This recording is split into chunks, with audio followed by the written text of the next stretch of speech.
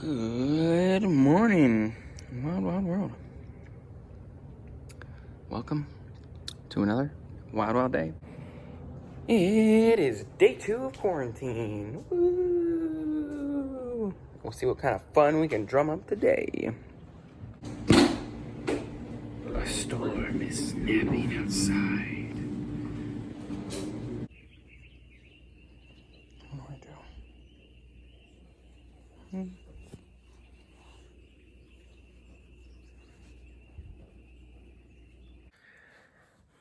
Well, as you know, there's an abundance of things, exciting things to do since we're stuck inside, which is why I must welcome you to today's segment, Movie Review.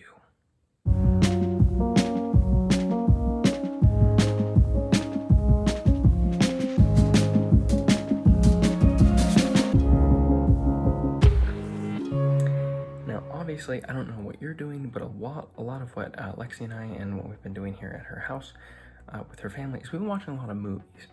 Now, Lexi particularly has, even during break and everything, she's been watching through the MCU, or the Marvel Cinematic Universe. And so the film she was on today was Ant-Man and Wasp. Now, this is actually a film that I saw in theaters back when it came out in 2018.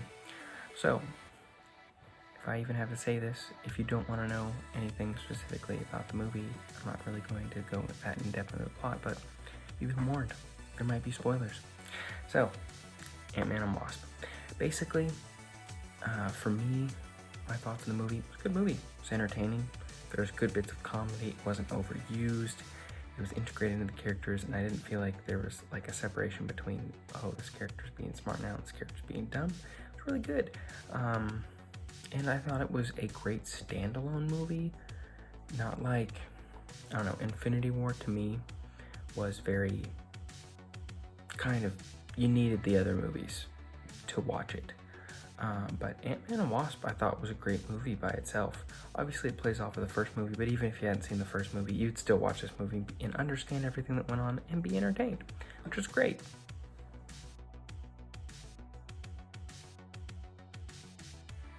So, the next thing I want to talk about is probably my favorite character in this film, and that would, without a doubt, be Luis. Now, if you haven't watched the first Ant-Man and you haven't watched this one, then you don't know who Luis is. He is hilarious. He is the main protagonist, Scott's one of his best friends. They're all ex-cons, except he has this thing in the movies where he has these monologues that are really, really fast, and that he recites very energetically. So it's like, so this guy, and this other guy, who knows this guy's cousin, and I was talking to this person, they heard from this guy, who heard from this person, who heard from this other person, this happened, and then I was like, oh no, man, it was like this, oh, but it was like this, and so it's like really, it's really funny. His character's great. Michael Pena plays him, fantastic, love the character. He just, the way that he interacts with the story, he's both like really, really pure in his motives and his heart. He's really kind, so I can never see him being a criminal. Which is, I think, the funny, ironic part of his character, but by far, the favorite part of this film.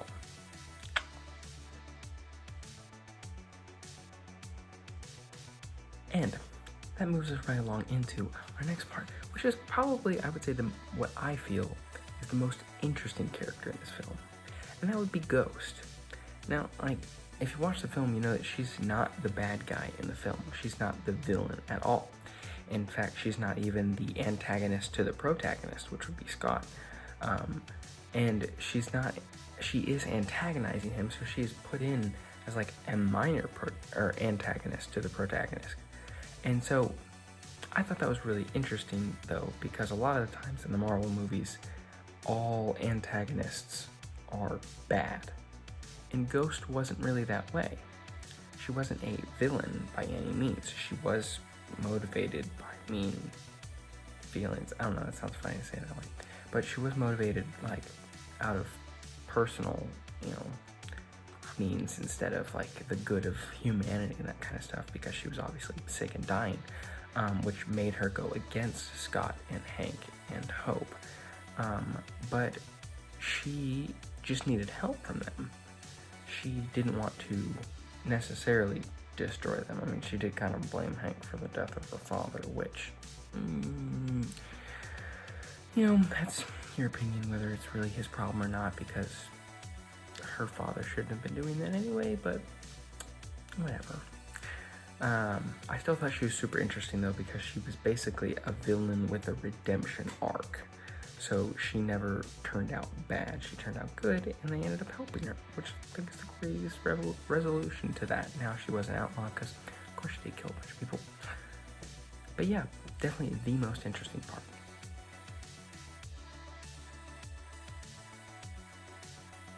Now, that moves us along to probably, I guess, another interesting part. This does not have to do anything with the Marvel Cinematic Universe, but this entire film has to do with the quantum realm, and in fact, even all of Endgame has to do with the quantum realm.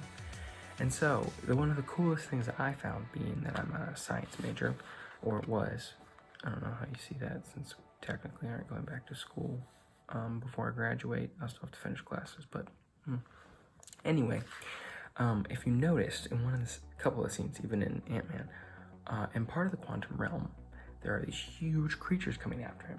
And I have no idea if any of you know what those are, but they are called tardigrades or tardigrades, which is colloquially called a water bear. Now, why do I know this? And why did I think it was interesting? Well, in my freshman year of college, I was in biology 2, and at Freed, where I go, you're required to do an invertebrate collection, which is, exactly what it says. We had to collect a bunch of different invertebrates across all these things, and one of them that was for extra credit was a tardigrade, or a water bear. And I didn't personally find them, but I actually ended up looking at one under a microscope and seeing it. It's really cool. And so, if you're curious as to what one of those looks like in real life, here's a clip from a YouTube channel called Mike Likes Science, and it's really interesting.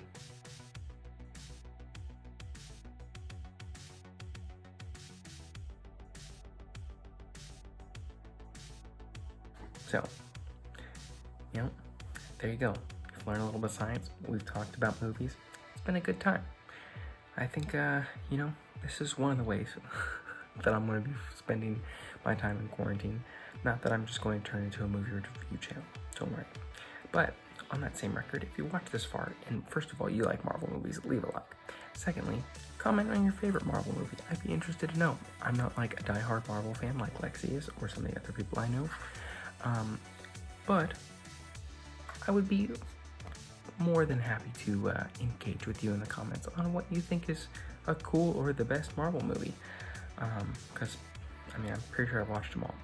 But yeah, additionally, I need help from you to figure out what all kind of crazy fun stuff we should do during this lovely quarantine. So, if you've made it this far, you know that there are a lot of ways that we can find to try and entertain ourselves.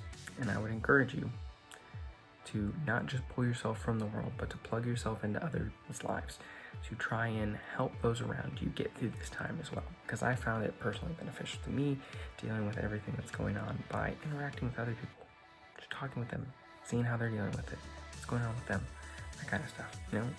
Whether we like it or not, we're in a crisis. And we can either choose to make things better or make things worse. And I hope that this video has helped make things better. I hope wherever you are, I hope you can find some good in your day. Stay good, friends. I'll see you tomorrow.